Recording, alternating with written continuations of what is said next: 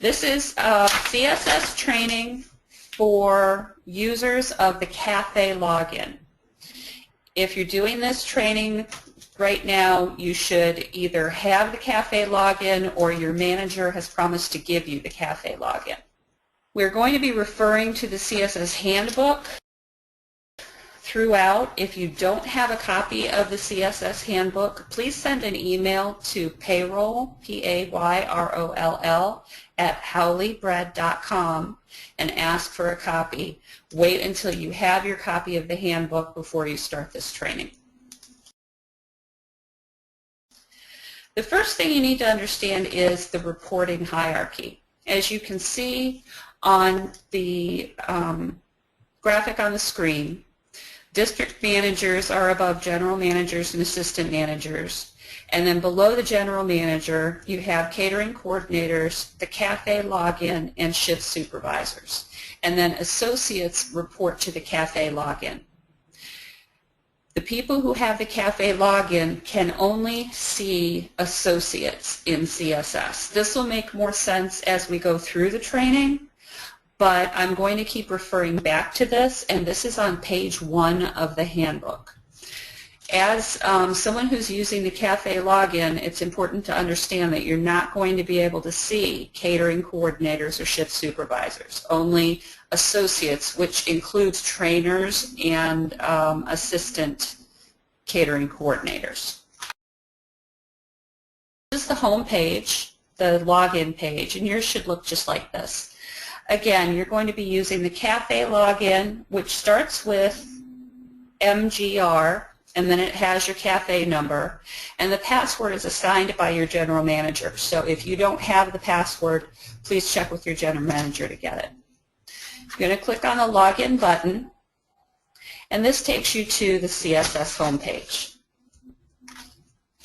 On page 3 of the CSS handbook, it says that if you see on this first line that I'm highlighting here, the email line, if it says that you do not have an email address assigned, please talk to your general manager and find out what email address they would like to assign for the cafe login. If there's no email address assigned, then if you enter a document and it gets rejected, you would not get a notification. These are the links that you can see. The first thing that we're going to do is we're going to do a new hire. So basically you just go over here under Manager Activities and click New Hire. The new hire is all detailed on page 4, 5, and 6 of the CSS handbook. And we're just going to run through and do one new hire step by step. You should only have access to one PSID, so you don't really have a choice. You're never going to choose the wrong one. You just click the drop down and choose the one that corresponds to the company name. Pay cycle is always bi-weekly. Please don't ever choose weekly. We don't have a weekly payroll anymore. The primary state, and you'll see that there are notes in red up here. The primary state is the resident state. The secondary state is the work state. The only time that you need to enter a secondary state is if the employee lives in one state and works in another. If they live and work in the same state, leave the secondary state blank. So we're going to assume that this employee lives and works in Connecticut, and we're going to leave the secondary state blank. And we click Next. This is the new hire page. The hire date is always the first day for which the employee needs to be paid. It's not necessarily the day that we say you're hired. It's not necessarily the first day that they're working in the cafe. Maybe they are being paid for Planet Bread, Dough 101, orientation. But if they're being paid for the time, no matter how short that time is, even if it's only a half hour, that's their hire date. So we're going to leave this one as of 3/24/15. The Social Security number needs to match the Social Security card. If you have access to the original Social Security card, I would encourage you to enter the Social Security number and the name directly from that. If you're entering the new hire and you're not the person who worked with the new person while filling out their paperwork and you don't have access to the Social Security card, I would use the I-9, because the person who went through the paperwork should have looked at their Social Security card while filling out their I-9. The Ohio Support Center verifies all of Social Security information with the Social Security Administration. So if the Social Security number and name don't match the Social Security Administration's records, your new hire is going to be rejected. So we're going to hire Fred Flintstone today, and his Social Security number is that. Oh, and we do need to enter dashes in here as it's shown over here.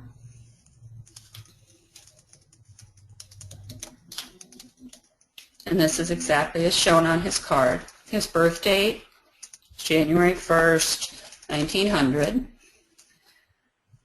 Fred is a male, and he is married. The ethnicity is used to fill out reports that go to the government every September. So it's important that we find out what the new employee's ethnicity is. Occasionally they will say that they don't wish to say what ethnicity they are, and we can't make them. If they don't want to say what ethnicity they are, you can leave this at unknown, but then you're going to want to go all the way down to the bottom in the comments section and indicate that the employee chose not to reveal their ethnicity. If you leave it at unknown and you don't put a comment, we're going to assume that it's a mistake and it accidentally just got skipped over, and we're going to reject it and ask for the ethnicity. You can tell that a field is required because it has a red star. Just because something doesn't have a red star doesn't mean it's necessarily not required, like the gender and the marital status. But if something has a red star, it's definitely a required field.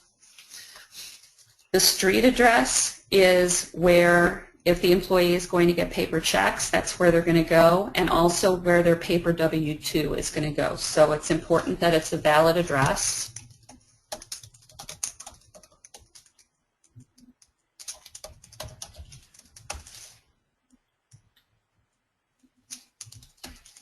And zip code.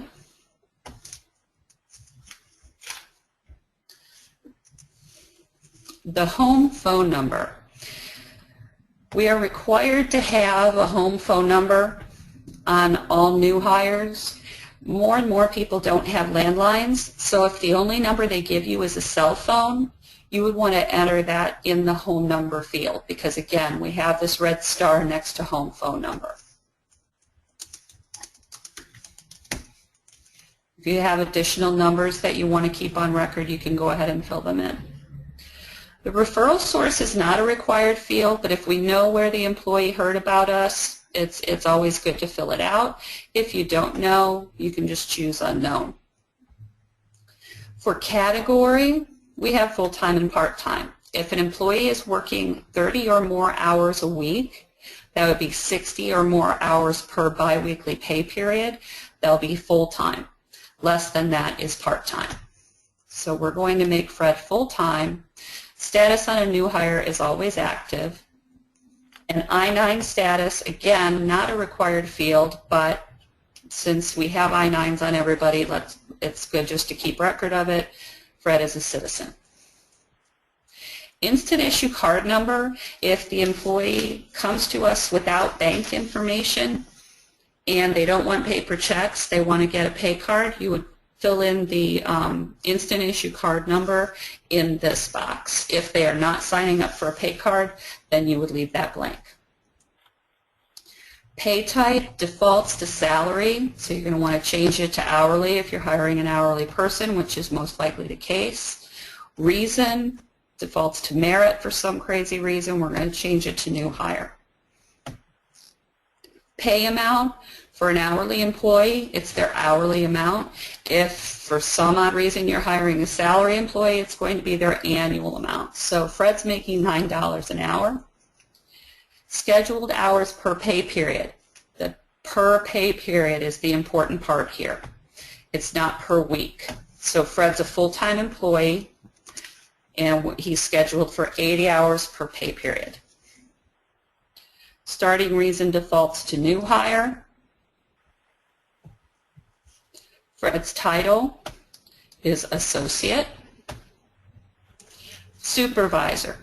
Here is where we're going to refer back to the self-service hierarchy. Because Fred is an associate, he reports to the cafe login. This isn't really an org chart. It doesn't necessarily indicate who the person really reports to. This is just for this computer system.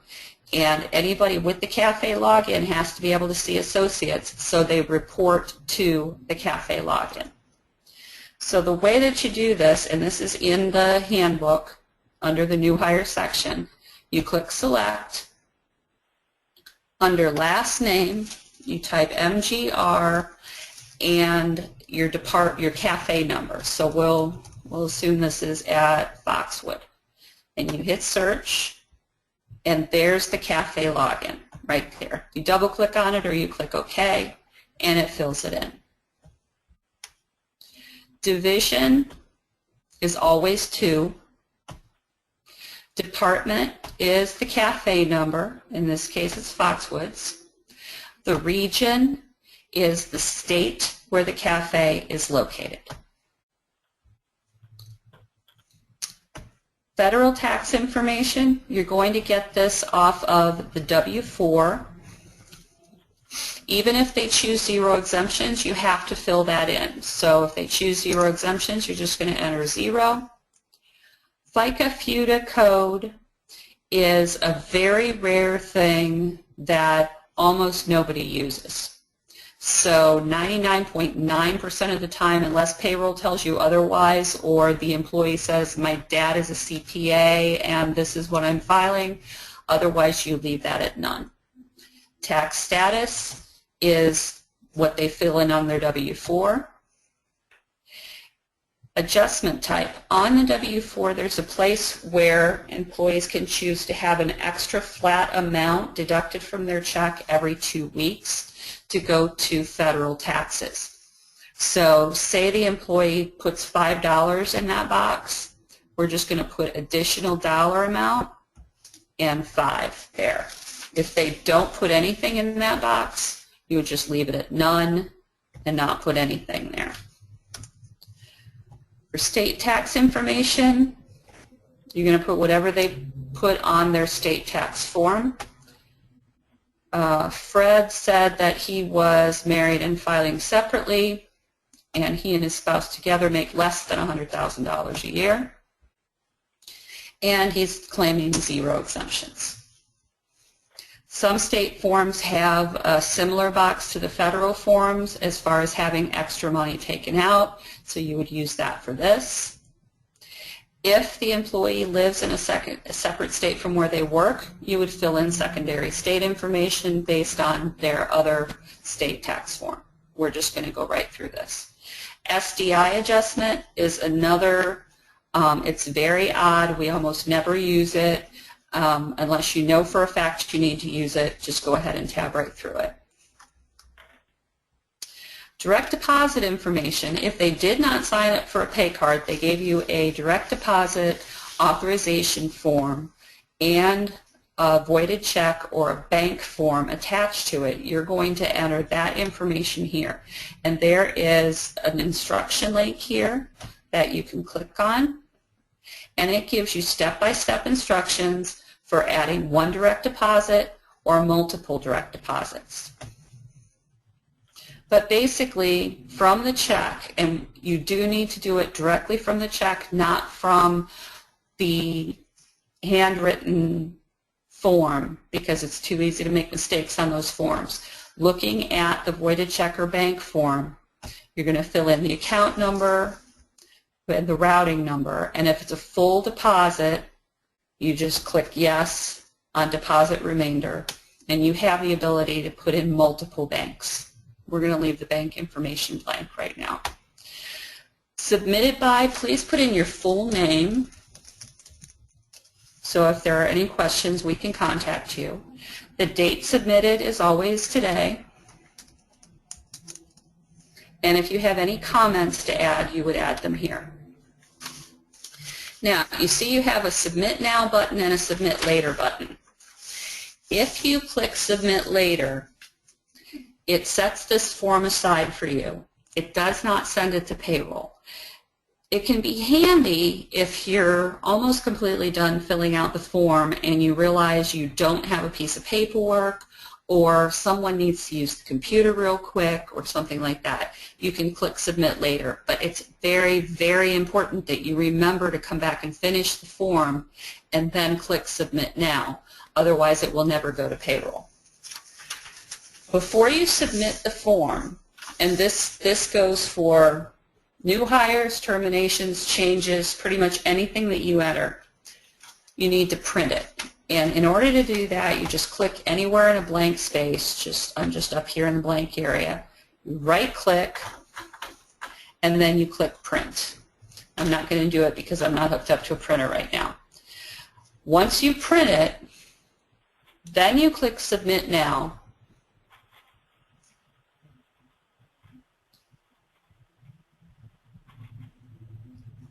Oh, because I started the direct deposit screen, it's arguing with me.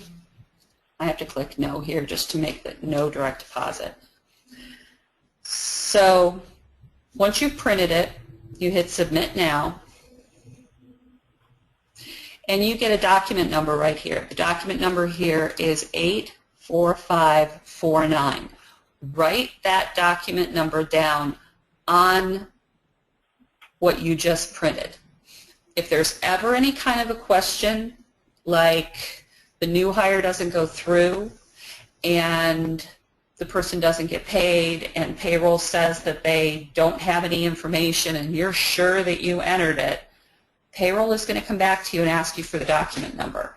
It just makes it easier for us to track it down and see what happened to it. So once you write down the document number, you click OK, and your new hire is done. Now, for rehires, you don't use the new hire form for a rehire.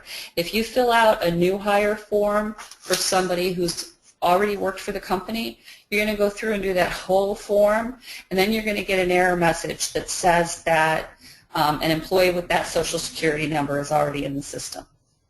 When you have rehires, and this is on page 8 of the handbook, you click the rehire link. And you just fill this out field by field. Last name, first name, Social Security number, first day back, pay rate. The pay rate doesn't show on the screenshot in the handbook because it's a field that we added later. Fill in the pay rate, cafe title, etc. Print it, save it, and then write down the document number. What will happen with a rehire is that you will then get an email once it's processed. And it's noted in the handbook, you will not be able to access the employee in CSS until you receive an email stating that the rehire is complete. When you get that rehire, you need to go in and pull the employee up and make sure all the information is correct. You know, very often they've moved or they want to change their tax filing status or something like that. Page 9 in the handbook just goes through submitting and printing like we already talked about. It talks about how if you save for later, you have to make sure and go in and finish it, and about printing the document and writing down the document number. So for existing employees, there are several things that you can do. You click your Home button. You click on My Employees. And this is on page 10 of the handbook. You choose an employee. So I have Barney Rubble and his boss, Mr. Slate. We're going to pull up Mr. Slate, and you click Next. Now you notice I did not have Fred Flintstone in that list, and that's because that document has not been processed yet. Any documents that you do go to payroll for approval and processing. Nothing is instant. We try to process everything within 24 hours. So you have your list of employees, which is going to be all associates because you're using the cafe login, and you have a list of things that you can do with them. There are the first several links here, the forms all work the same. So we are just going to do an address change. So we click on address change for employee, and it shows you the current information that we have for this employee. Now the effective date is the effective date of the current address, which is going to be when they were hired or the last time they moved. In this case, it's just a couple days ago because I just set this employee up for demonstration purposes. It's very important that you change this effective date to the current date or the date that the employee actually moved. If you don't, it's going to get rejected because it won't allow us to have two records with the same date. So we're going to make this today's date, and we're going to move him to 2468 Bedrock Lane, and everything else stays the same. Submitted by today's date. Print it and then save it.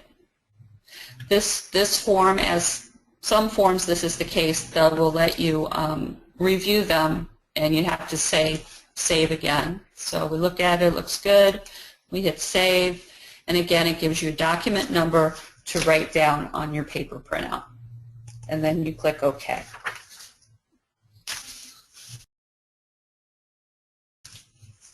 On page 11 it goes through changing your payment method. Again, you go to My Employees and you pull up your employee and you click Next. Now ideally the employee would choose a payment method when they're hired. Maybe they don't have a bank account when they're first hired, so they sign up for a pay card, and a couple weeks later they go and get a bank account, so they come to you with direct deposit information. Maybe they're getting a paper check and they want a pay card. You have the ability to change things all around after the new hire. Ideally, you would enter it with the new hire, and then this is just changes that you would make for existing employees. So you have two different links here. You have a pay card setup and a direct deposit setup. A very common question that we get is, my employee's getting paid on a pay card and he wants to be paid on a direct deposit. How do I turn off the pay card?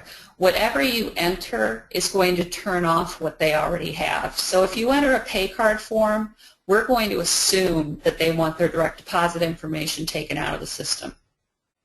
If they are on direct deposit and we get a new direct deposit form, we're going to assume that they closed their bank account and opened a new one. You never have to undo something, just whatever you enter is going to override what we had in the system.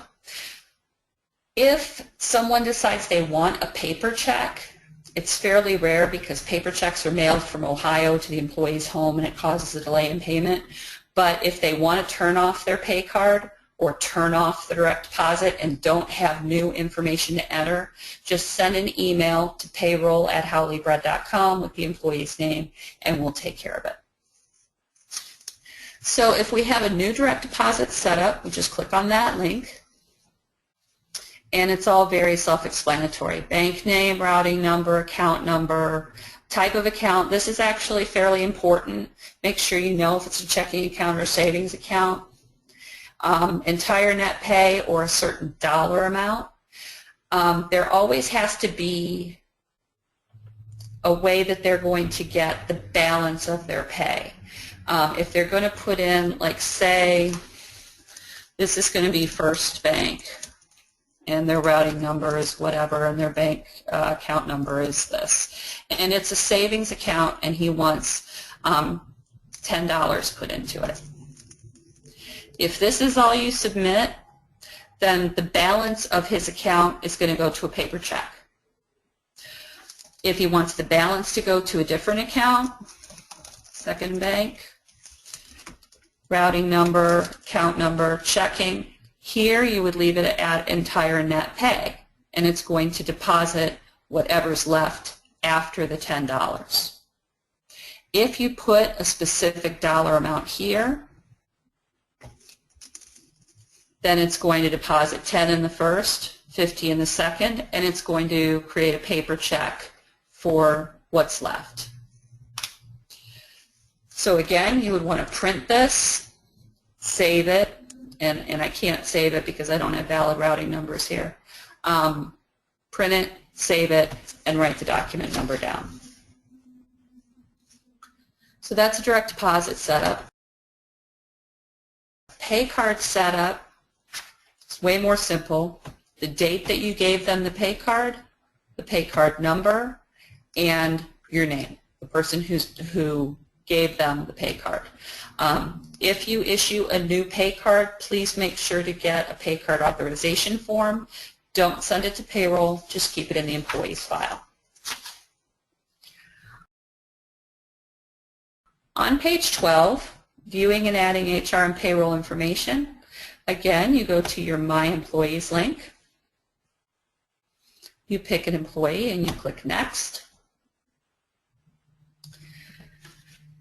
Again, these are several screens that work similarly, so we're going to look at the job screen.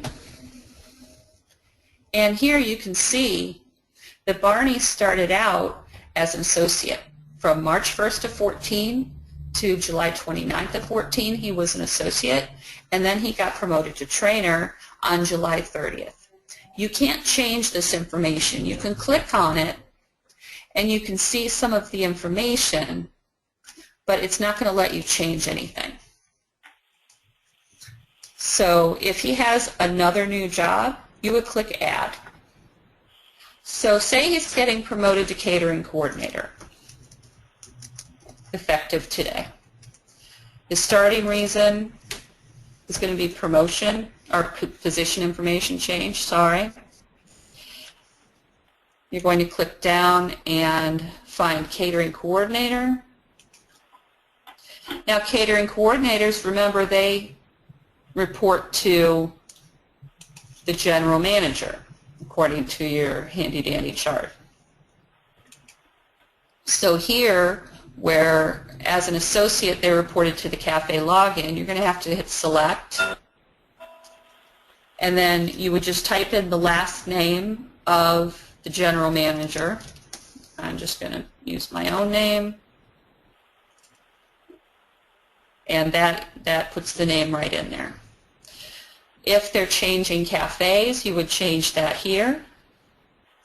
And then again, submit by, date submitted, print it, hit submit, write the document number on it.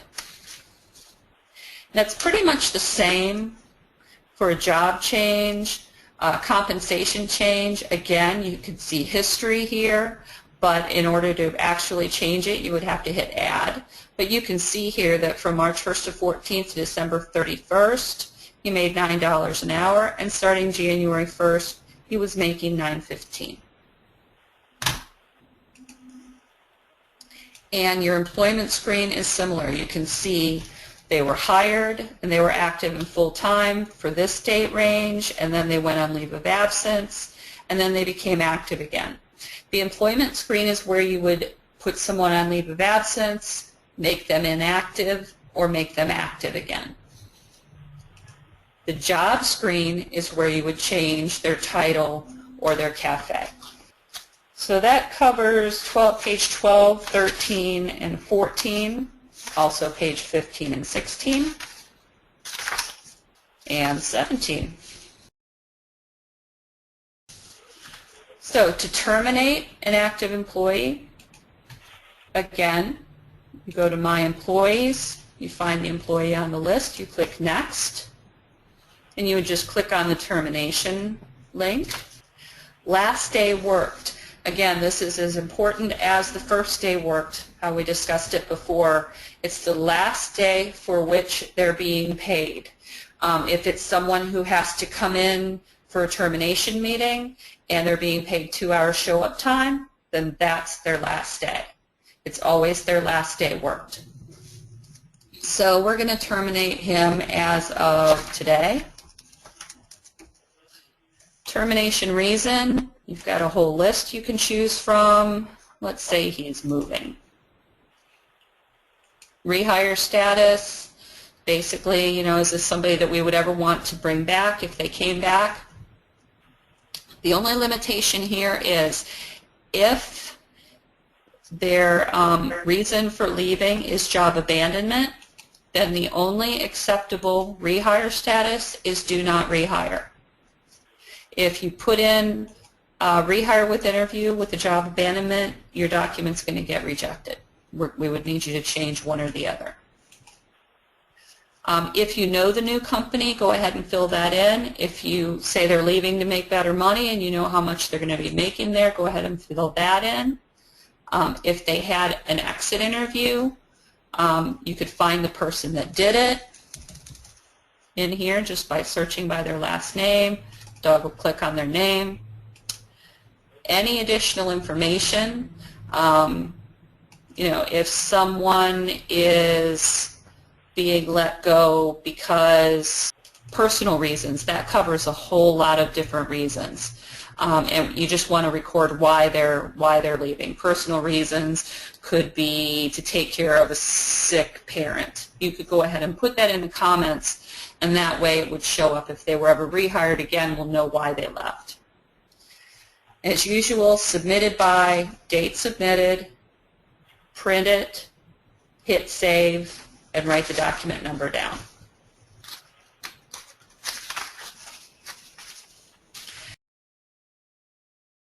Now, we talked about pay rate changes a little bit ago. Just keep in mind, if you do a pay rate change, it has to go up for approval. If you're using the cafe login and you do a pay rate change on an associate, it's going to have to go up to your general manager. After they approve them, it's going to have to go up to the district manager, and then it has to go up one person above that as well. So if you do a pay rate change, please make sure to give it enough time to go through the approval process before the deadline for submitting payroll documents. The deadline is typically 8 a.m. Thursday morning after the pay period ends on Tuesday. So if you don't give it time to get approved, then it won't be on the payroll. Okay, so say you submitted a new hire and you did something wrong, and you get an email that says your document has been rejected.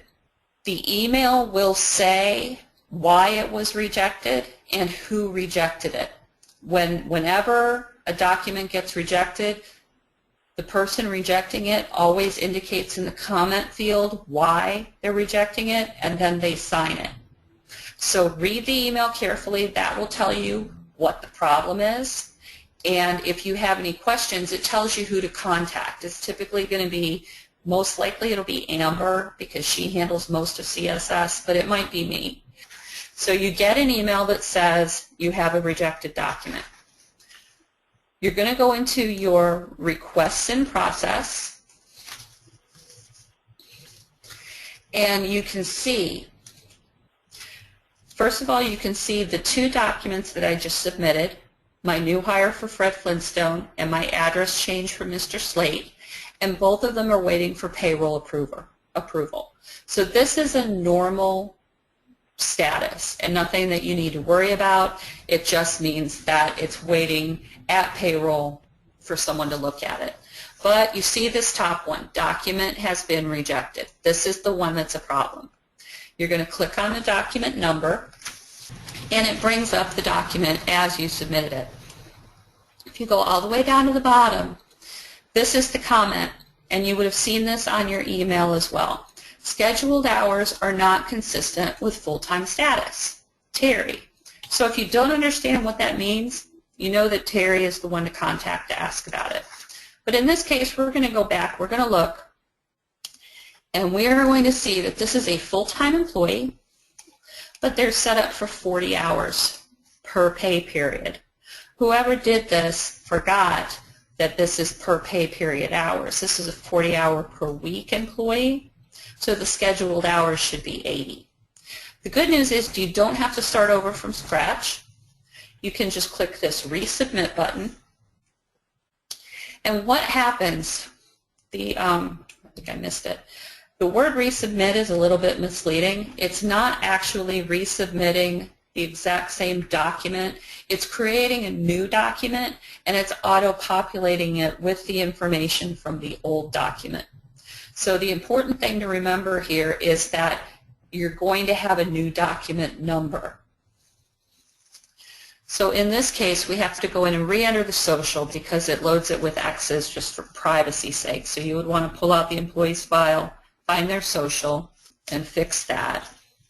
And then just go down and fix the hours.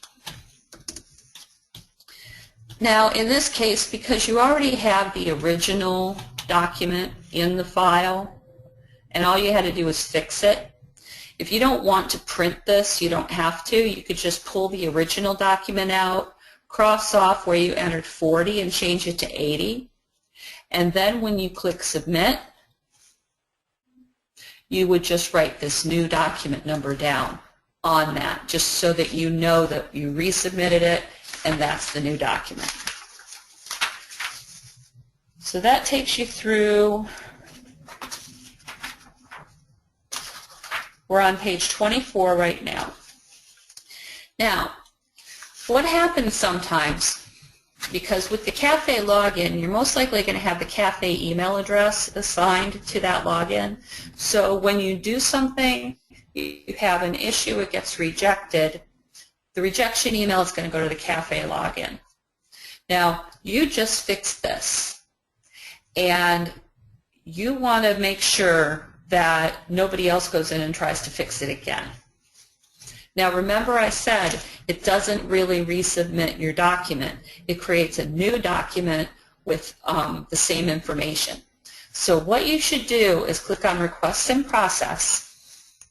You find the original rejected document, and you can see here that was Betty Rubble, her new hire that got rejected, and the original was 84534. And now you have a new one waiting for approval, and it's 84555. What you want to do is archive this rejected document, so that if someone comes in here, someone else who got that email comes in here and tries to correct it, they don't have a document to resubmit.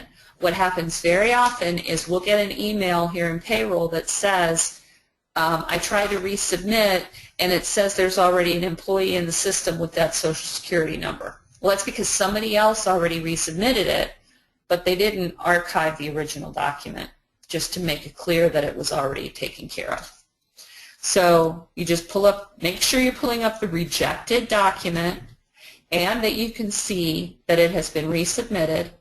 You click Archive, and then Archive down here. And that way, if someone else gets that email, they're going to go in here and say, oh, there's no rejected document. Someone else must have taken care of it. So that takes you through page 24. We're going to skip to page 27. And we are skipping pages because the pages we're skipping apply only to general managers and above, and that's a separate training session. So skip to page 27, and it's about timesheets. CCS timesheets are used for any time that doesn't come through the POS. It can be retro time, vacation, bereavement, maybe someone just forgot to clock in. There's a million different reasons why you might use CCS timesheets. The big thing to remember is that the CSS timesheets and the POS system do not communicate with each other. So if an associate comes to you and says, hey, I forgot to clock in, you know, I need you to add 2 hours, and you know, you do whatever research and you realize, yes, they're going to be short paid for 2 hours. It's very important that you wait until Tuesday night or Wednesday morning to see how many hours that person is going to pull for the week, because then you need to determine if the extra time that you're adding should be entered as regular time or overtime. If the employee already has 40 hours in the POS and you add 2 hours regular time in CSS, those 2 hours should have been overtime and you wouldn't even know it. So just keep in mind that the two systems do not communicate. So if you're going to do a timesheet, you go back to My Employees again. You don't need to pick an employee here. It doesn't hurt if you do, but it's not necessary. You just click Timesheets for Direct Reports. Now, everything below the first line is historical. You can click on it, you can look at it. You know, there's no time here, but typically on a cafe login, you would see time from prior pay periods, but you can't change anything. If you're entering time, you're just going to click on the one that says Current.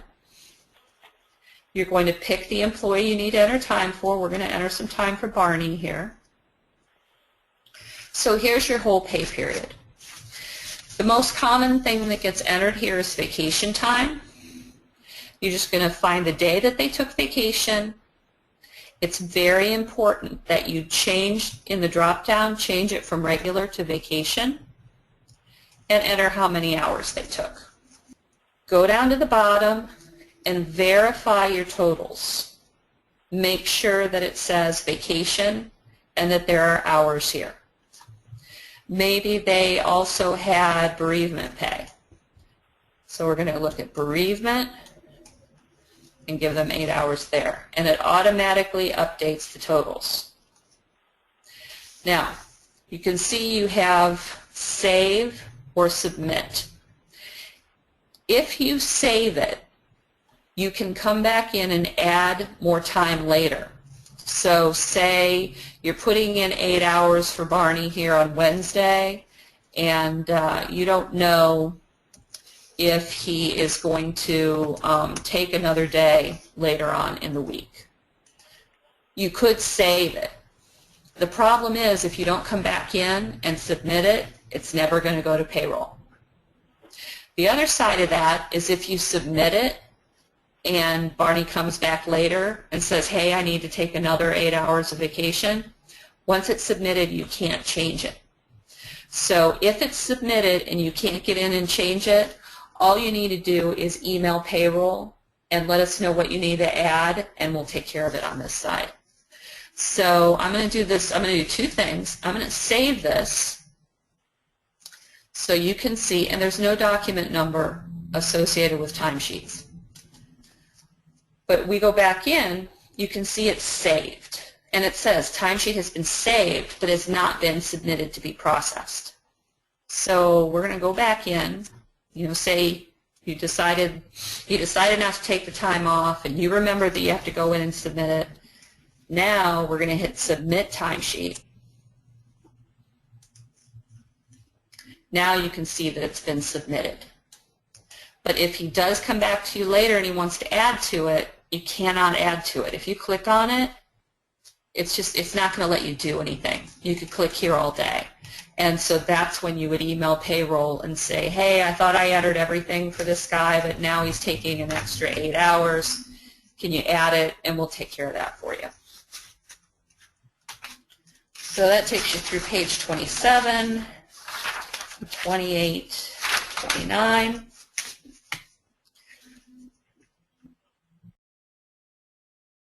Referral bonus request. There is a program where if you refer an associate, you get a bonus, and then if they stay 6 months, you get another bonus. So if you need to enter request a bonus payout for somebody, you just click on My Employees, choose the employee, and just click on Referral Bonus Request. It's all very self-explanatory. Again, fill it in, print it, write the document number down on it. And the same for if you're in Connecticut and you need to request 7th day overtime. There's a sheet for that. Again, very simple, self-explanatory, but make sure that you write the document number down. That concludes the training for the Cafe Manager login.